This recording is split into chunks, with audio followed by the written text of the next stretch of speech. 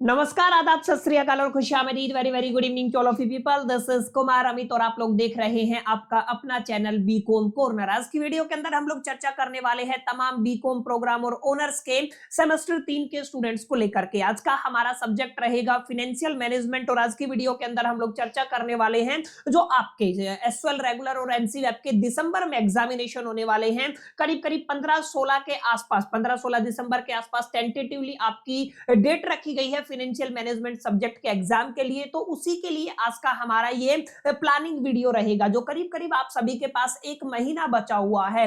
किस तरीके से उस एक महीने का सही यूटिलाइजेशन किया जा सकता है, किस तरीके से जिन बच्चों ने अभी तक कुछ भी पढ़ना शुरू नहीं किया है कैसे वो अपनी प्रिपरेशन स्टार्ट कर सकते हैं, और जो बच्चे लगातार कंटिन्यूअसली इनिशियल लेवल से पढ़ते आए हैं उनको किस तरीके से इन 30 दिन का यूटिलाइजेशन करना है। इन तमाम मुद्दों पर मैं आप सभी के साथ डिटेल में चर्चा करने वाला हूं। उम्मीद करता हूं आप सभी इस वीडियो लेक्चर के दरमियान मेरे साथ आखिरी तक बने रहेंगे। कंटेंट अगर आपको यूजफुल लगता है, हेल्पफुल लगता है तो इस वीडियो को लाइक करके अपने दोस्तों के साथ शेयर जरूर करेंगे। बहरहाल विदाउट वेस्टिंग द टाइम चलिए शुरू करते हैं। माय डियर फ्रेंड, जैसा कि आपको पता ही चल गया, हम बात करने वाले हैं सेमेस्टर 3 के one of the difficult subject financial management को लेकर के। करीब करीब अगर मैं रिवाइज टेंटेटिव डेट शीट की बात करूं तो रिवाइज टेंटेटिव डेट शीट के अकॉर्डिंग आपका करीब करीब 15 या 16 दिसंबर के आसपास आपका ये पेपर रहने वाला है। हालांकि दिल्ली यूनिवर्सिटी की तरफ से ऑफिशियल फाइनल डेट शीट अभी अनाउंस नहीं की गई है, लेकिन आप लोग ये मान के चले कि जो आपका डेट रखा गया है रिवाइज टेंटेटिव डेट शीट के अंदर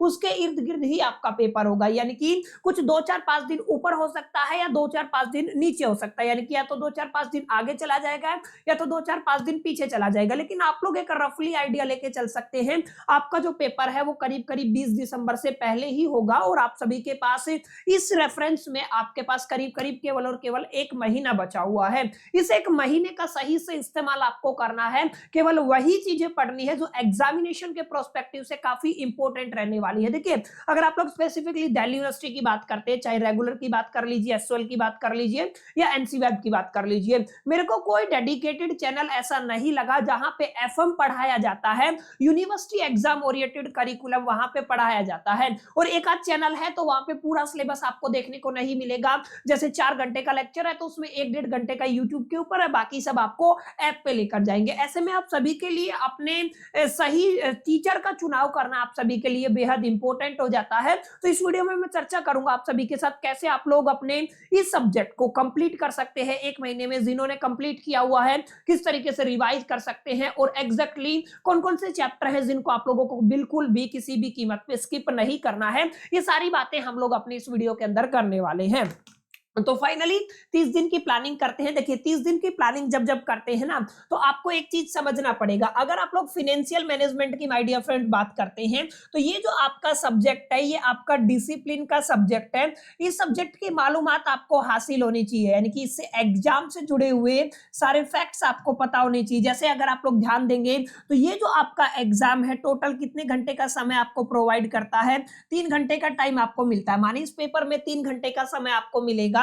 और अगर आप लोग ध्यान से देखेंगे जो ये पेपर है ना ये 90 मार्क्स का होता है। माने आपके डिसिप्लिन का पेपर दिल्ली यूनिवर्सिटी के अंदर कितने नंबर का होता है? 90 मार्क्स का होता है। इन 90 मार्क्स के अंदर अगर आप लोग देखेंगे तो सभी के अंदर 5 यूनिट में आपका सिलेबस डिवाइड होता है, जो बनता है अप्रोक्सीमेट आप लोग मान के चले 14 चैप्टर। आप लोग थोड़ा बहुत ऊपर नीचे हो सकता है, कहीं पे एक चैप्टर को डिवाइड करके 2 में पढ़ा देते हैं, कहीं पे कंबाइन करके पढ़ा देते हैं, लेकिन एक रफली आइडिया आप लोग लेके चले कि आपके पास कितनी यूनिट होती है? 5 यूनिट होती है और 5 यूनिट के अंदर कितना बनता है? 14 चैप्टर बनता है। ऐसे में एक इंपॉर्टेंट बात और है जो आप सभी को जाननी है। अगर आप लोग फाइनेंशियल मैनेजमेंट की बात करते हैं ना तो फाइनेंशियल मैनेजमेंट के अंदर सबसे जरूरी बात यह है ये आपका पेपर थ्योरी बेस्ड भी रहेगा और प्लस में आपका न्यूमेरिकल बेस्ड भी रहेगा। प्रैक्टिकल क्वेश्चन ज्यादा रहेंगे और आपका थ्योरी क्वेश्चन कम रहेगा। इस बात को आपको ख्याल और अपने जहन में रखना है।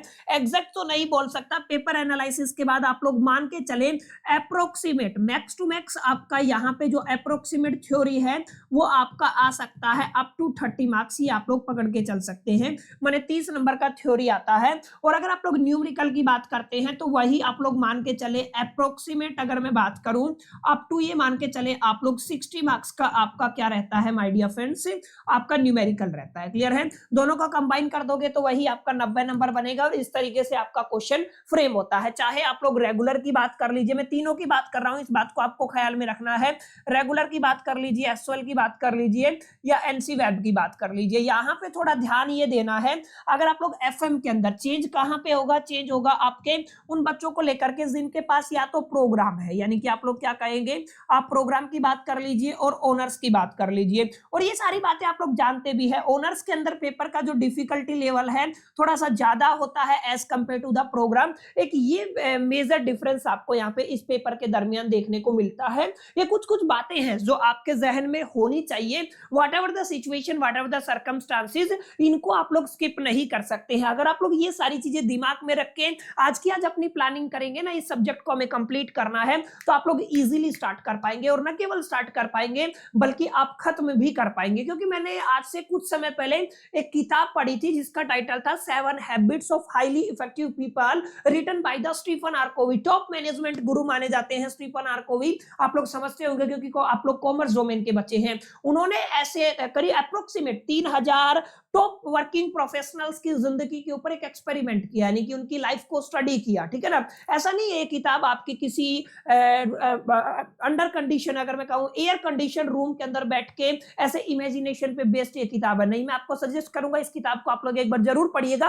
वो भी बता रहा हूं मैं यहाँ पे क्यों रेफरेंस दे रहा हूं। ये किताब है the 7 habits of highly effective people, written by the Stephen R Covey, top management guru upon this earth, आप लोग ऐसा मान के चल सकते हैं। उसमें एक आपकी हैबिट है, 7 हैबिट है, कॉमन हैबिट है जो हाईली सक्सेसफुल पीपल है in all walks of the life, उनके अंदर वो 7 आदतें कॉमन है। और उन 7 आदतों में एक आदत है begin with ending in mind, यानी कि आपको शुरुआत करनी है अंत को ध्यान में रख के। अब आपका केवल मोटिव ये नहीं है कि आपको केवल शुरुआत करनी है, नहीं, हमें शुरुआत करनी है एग्जामिनेशन से पहले, न केवल सिलेबस कंप्लीट करना है बल्कि हमें कोशिश करनी है हम लोग रिवीजन भी कर लें। तो ये आपको थोड़ा ध्यान में रखना है, जब भी आप लोग किसी भी चीज की शुरुआत करते हैं तो begin with ending in mind, ये आप लोगों के अंदर एक क्वालिटी होनी चाहिए, ये गुण होना चाहिए। अगर आप लोग इस तरीके से सोच करके अपनी प्लानिंग करके प्लस में एग्जीक्यूशन करते हैं ना, तो डेफिनेटली आपको बहुत बेहतर रिजल्ट मिल सकते हैं। बहरहाल ये तो बात हुई आपकी पेपर की कि हमें एग्जैक्टली समझना था कि फाइनेंशियल मैनेजमेंट के अंदर क्या क्या चीजें होने वाली है।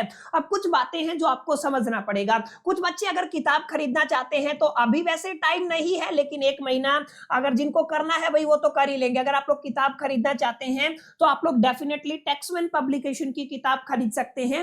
फाइनेंशियल मैनेजमेंट के अंदर मैं आपको केवल एक ही नाम सजेस्ट करूंगा, आप लोग जाइएगा आरपी रस्तोगी। क्लियर है, आरपी रस्तोगी सर की सबसे बेस्ट किताब मानी जाती है फाइनेंशियल मैनेजमेंट के मामले में। सेमेस्टर 3 की मैं बात कर रहा हूं, दिल्ली यूनिवर्सिटी के अंदर। आप लोग अगर किताब खरीदना चाह सकते हैं, किताब खरीदना चाहते हैं तो आप लोग इस किताब को खरीद सकते हैं। बाकी आप हमारे टेलीग्राम चैनल को जरूर ज्वाइन कर लीजिएगा, वहां पे जितने भी सेशन मैंने कंडक्ट किए हैं सभी की पीडीएफ आपको वहां पे प्रोवाइड कर दी जाती है। क्लियर है, अगर आपको नहीं पता टेलीग्राम कैसे ज्वाइन करना है, या आपके इसी चैनल के ऊपर पोस्ट सेक्शन में चले जाइए, वहां पे मैंने एक आपका टेलीग्राम चैनल का क्यूआर शेयर किया हुआ है, अगर आप उसको स्कैन करेंगे तो डायरेक्टली आप लोग रीडायरेक्ट हो जाएंगे। बहरहाल अब यहाँ पे आ जाइए, ये सारी बातें तो आपको क्लियर हो ही होंगी कि ऑनर्स के अंदर थोड़ा डिफिकल्ट पेपर आएगा as compared to the program, कितने का थ्योरी रहेगा, कितने का न्यूमेरिकल रहेगा, ये सारी बातें हम लोगों ने एक तरीके से अंडरस्टैंड कर ली है। अब देखिएगा, मैंने बताया आपका जो एंटायर सिलेबस है उसको हम लोगों ने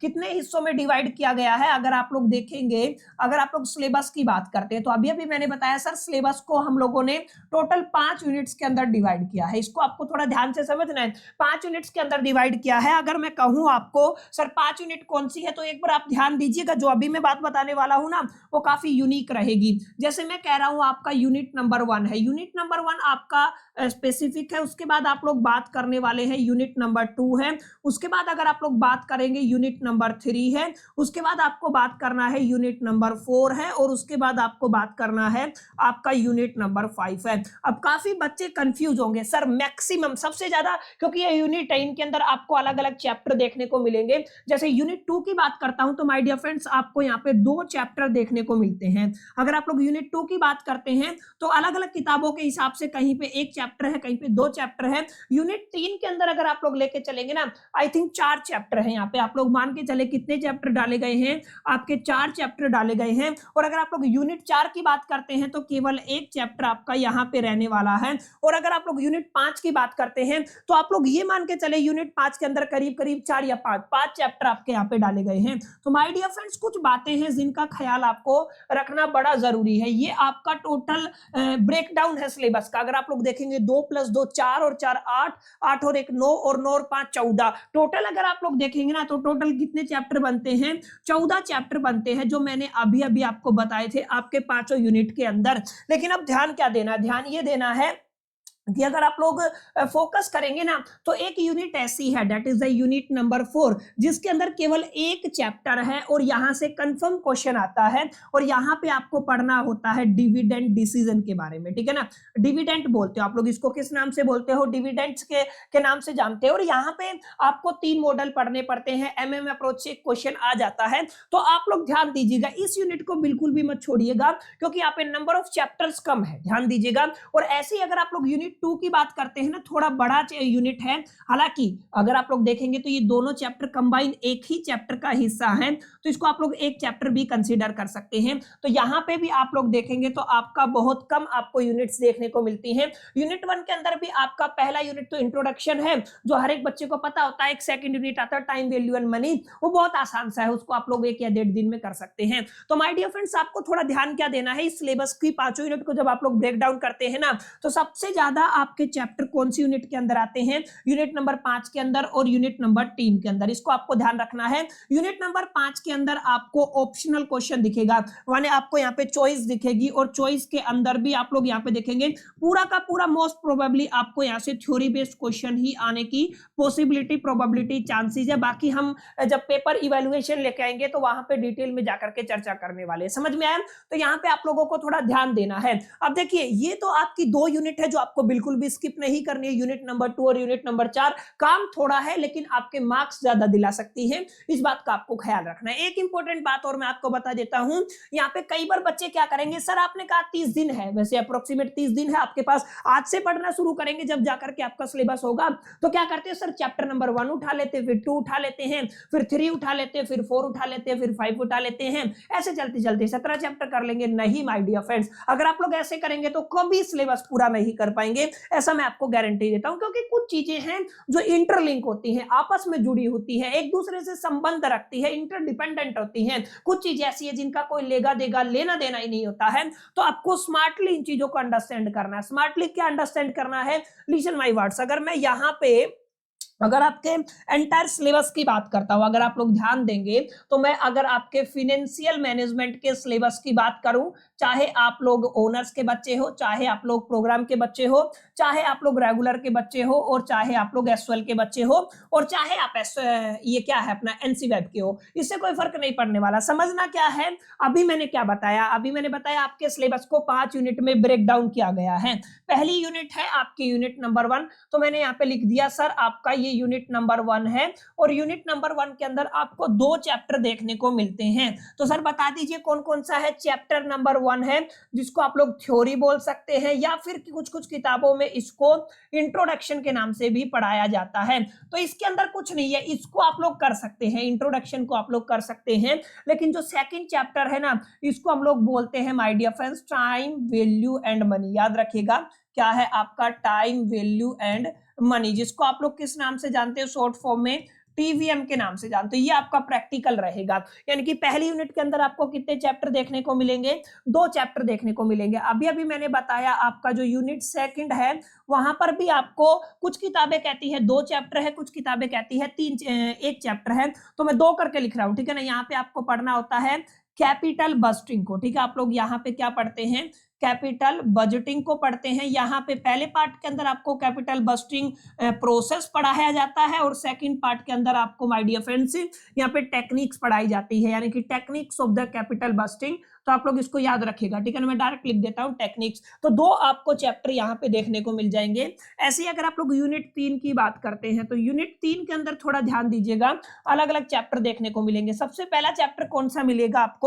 काफी अहम रहने वाला है ये आपका माय डियर फ्रेंड्स, लीवरेज मिलेगा। उसके बाद आपको मिलेगा ईपीएस, ईबीआईटी ईपीएस एनालिसिस, ठीक है। तो आप लोग क्या कहेंगे इसको? EBIT EPS analysis. काफी इंपॉर्टेंट ये आपका क्या रहने वाला है? चैप्टर रहने वाला है। इसके बाद आप लोग ले सकते हैं सर कॉस्ट ऑफ कैपिटल आपका रहता है, और इसके बाद एक चैप्टर रहता है चौथे नंबर पे, अगर आप लोग ध्यान देंगे, वैल्यू ऑफ फर्म। यस, ये क्या रहेगा आपका my dear friends, value of firm रहेगा। ये 4 चैप्टर आपको यहाँ पे देखने को मिलते हैं। ये अलग अलग यूनिट के हिसाब से ब्रेक डाउन कर रहा हूं मैं, ताकि आपको कोई डिफिकल्टी ना हो। समझ में आया ना? अभी समझेंगे कहां से शुरुआत करनी है। मैंने बताया ना, ऐसा नहीं है आपको कि शुरुआत से शुरुआत करेंगे, पहला चैप्टर उठा लिया फिर दूसरा उठा लिया, नहीं होगा, सिलेबस नहीं होगा, इसलिए आपको मेरी बात मानना जरूरी है। अब एक बार फटाफट से यूनिट नंबर 4 को और डिस्कस कर लेते हैं। यूनिट नंबर 4 के अंदर तो केवल एक ही है, दैट इज द डिविडेंड। ठीक है, डिविडेंड डिसीजन बोल दीजिए या डिविडेंड बोल दीजिए, what ever you can say, आप कुछ भी कह सकते हैं। अब सबसे जरूरी क्या है, यूनिट नंबर 5 रहेगा। यूनिट नंबर 5 के अंदर अलग अलग चैप्टर देखने को मिलेंगे। ठीक है ना? एक होता है आपका ऑपरेटिंग साइकिल। ठीक है, आगे पीछे हो सकता है तो डोंट वरी, ये आपका क्या रहेगा, ऑपरेटिंग साइकिल रहेगा। दूसरा चैप्टर माय डियर फ्रेंड्स यहाँ पे आपका वर्किंग कैपिटल रहेगा। ठीक है, तो आप लोग क्या कहेंगे, वर्किंग कैपिटल रहेगा। ओके सर, इसके बाद आप लोग क्या कह सकते हैं, आपका कैश बजट रहेगा। क्या कहते हो आप लोग इसको, कैश बजट कहते हो, क्लियर है? उसके बाद आपका एक रिसीवेबल रहेगा। ठीक है ना? आप लोग किस नाम से जानते हैं इसको, शॉर्ट फॉर्म में रिसीवेबल के नाम से जानते हो। एक चैप्टर और है, ऑपरेटिंग साइकिल हो गया, वर्किंग कैपिटल हो गया, रिसीवेबल हो गया, कैश बजट हो गया, इन्वेंट्री। जी आपका क्या है, इन्वेंट्री। ये आपके 5 चैप्टर रहेंगे। ठीक है ना? यहाँ पे कितने रहेंगे, टोटल 5 चैप्टर रहेंगे। तो आपको कोशिश क्या करना है, आपको कोशिश करना, देखिए ये वाला जो आपका पहला, जो आपका फर्स्ट नंबर पे अगर मैं बात करूं, तो यहाँ पे इस थ्योरी को करना चाहे तो आप लोग पहले नंबर पे डाल सकते हैं, कोई दिक्कत नहीं है। ठीक है ना? दूसरे नंबर पे माय डियर फ्रेंड्स आपको लीवरेज करना है, क्योंकि लीवरेज के अंदर वो सारी चीजें आ जाती है जो आपको इन तमाम चैप्टर्स के अंदर चाहिए, जिनकी मालूमात आपको हासिल होनी चाहिए, जिनके बिना आप लोग कुछ भी नहीं कर पाएंगे। और जहां तक मेरे को आइडिया, थ्योरी या इंट्रोडक्शन केवल आप लोग 1 घंटे के दरमियान कर सकते हैं, और लीवरेज को भी आप लोग केवल 1 दिन में कर सकते हैं, अगर अच्छे से ट्राई करते हैं। ठीक है, दूसरे नंबर पे आपको ये चैप्टर करना है। तीसरे नंबर पे माय डियर फ्रेंड्स आपको बीआईटी ईपीएस एनालिसिस करना है। चौथे पे आपको कॉस्ट ऑफ कैपिटल करना है, और 5वें पे करना है आपको वैल्यू ऑफ द फर्म। ये आपको थोड़ा ध्यान में रखना। ठीक है, इनको करने के बाद माय डियर फ्रेंड 6ठे और 7वें नंबर पे आप लोग कर सकते हैं ये वाला चैप्टर। ठीक है ना? 6ठे नंबर पे या 7वें नंबर पे। कई बार आप लोग देखिए, लीवरेज के बाद डायरेक्ट कैपिटल बस्टिंग प्रोसेस को भी कर सकते हैं, कोई दिक्कत नहीं, क्योंकि लीवरेज को समझने के बाद कैपिटल बस्टिंग के अंदर काफी ऐसी चीजें हैं जो हमें पढ़नी होती है। ठीक है, अगर आप लोग ध्यान देंगे 7वें नंबर पे फिर आपको माय डियर फ्रेंड्स क्या करना है, डिविडेंड करना है। 8वें नंबर पे फिर आप लोग ऑपरेटिंग साइकिल कर सकते हैं। 9वें नंबर पे आप लोग यहाँ पे ये वाला वर्किंग कैपिटल कर सकते हैं, और 10वें नंबर पे माय डियर फ्रेंड्स आप लोग क्या कर सकते हैं, कैश बजट कर सकते हैं। अब 11 पे अगर आप लोग चाहे तो टाइम वैल्यू और मनी को दे सकते हैं, या यहाँ पे भी कोई दिक्कत नहीं है, रिसीवेबल को 11 नंबर डाल दीजिए और इसको आप लोग 12 नंबर डाल दीजिए। और अगर आप लोग ध्यान देंगे 13 नंबर पे आप लोग इस चैप्टर को कर सकते हैं। तो ये आपका प्रीफरेंस ऑर्डर रहेगा। समझ में आया कि किस चैप्टर को आपको कब कब कब करना है? ऐसा नहीं आप लोग सीक्वेंस में चले, नहीं। हाँ, आप लोग ध्यान दीजिएगा, 2 के बाद जो डायरेक्ट मैंने 6ठा नंबर बताया है ना, ये वाला भी कर सकते हैं। माने अगर आपने एक बार लीवरेज पूरा कर लिया, याद रखिएगा, तो लीवरेज के बाद आप लोग कैपिटल बस्टिंग प्रोसेस कर सकते हैं। ठीक है ना?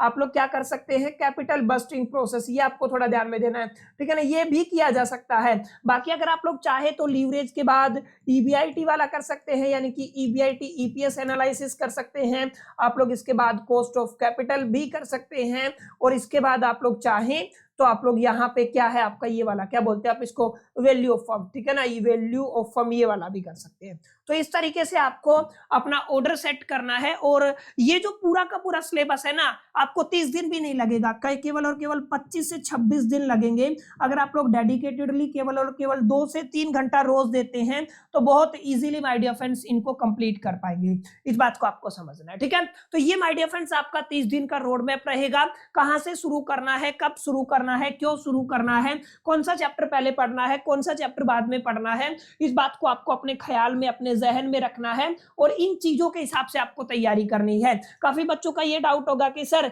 ये तो समझ में आ गया कि एग्जैक्टली क्या कुछ सिलेबस रहेगा, कैसे करना है, क्या करना है। ठीक है, करें कहां से, एग्जैक्टली ऐसा कंटेंट हमें कहां से मिलेगा जहां पे यूनिवर्सिटी ओरिएंटेड क्लासेज आपको मिले। तो माय डियर फ्रेंड्स, मैं आपको बताता चलूं, जिस चैनल के ऊपर आप लोग ये वाला वीडियो देख रहे हैं, उसी चैनल के प्लेलिस्ट कॉर्नर के ऊपर आप लोग जा सकते हैं, या फिर आप लोग कोर्सेज के ऊपर जा सकते हैं। जैसे आप लोग कोर्सेज के ऊपर आएंगे तो यहाँ पे देखिएगा financial financial management 2025-26 39 lesson upload कर चुका हूं। यहाँ पे इस प्लेलिस्ट को मैंने उसी तरीके से अरेंज किया है जिस तरीके से आपको पढ़ना है। सबसे पहले अगर आप लोग ध्यान देंगे तो यहाँ पे यस देखिएगा आपका सिलेबस है, फिर उसके बाद जो थ्योरी वाली क्लास है, फिर लीवरेज पूरा पढ़ाया हुआ है, फिर मैंने कैपिटल बस्टिंग पढ़ाया हुआ है, उसके बाद अगर आप लोग देखेंगे तो कॉस्ट ऑफ कैपिटल पढ़ाया हुआ है, उसके बाद अगर आप लोग देखेंगे ईबीआई टीपीएस एनालिसिस पढ़ाया हुआ है, डिविडेंड डिसीजन पढ़ाया हुआ है पूरा का पूरा। अगर आप लोग देखेंगे तो यहाँ पे वैल्यू ऑफ फर्म या थ्योरी ऑफ कैपिटल स्ट्रक्चर पढ़ाया हुआ है, उसके बाद वर्किंग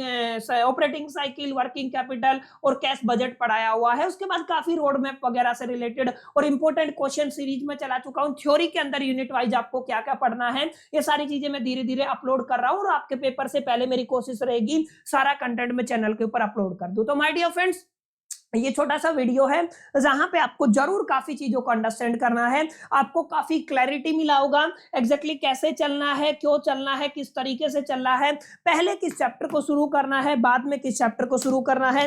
दो ऐसे चैप्टर जिनको आप लोग छोड़ने का रिस्क नहीं ले सकते हो। ये सारी चीजें आपको समझ में आ गई होंगी। फिर भी कोई डाउट रहता है तो कमेंट बॉक्स आप सभी के लिए खुला है, कमेंट में कमेंट जरूर कीजिएगा। कोई सजेशन देना चाहते हैं जिनसे अपकमिंग वीडियोज, अपकमिंग लेक्चर बेहतर हो सके तो डेफिनेटली आप सभी के कमेंट का हमेशा वेलकम रहेगा। बाकी मेरे साथ आप सभी तक इतना लंबा बने रहे, आखिरी तक आप सभी ने मेरे को सुना, उसके लिए तहे दिल से शुक्रिया, थैंक यू, धन्यवाद। अगले पार्ट के अंदर मिलते हैं, जब तक के लिए मैं तो सोल दी बेस्ट, लकी प्लान।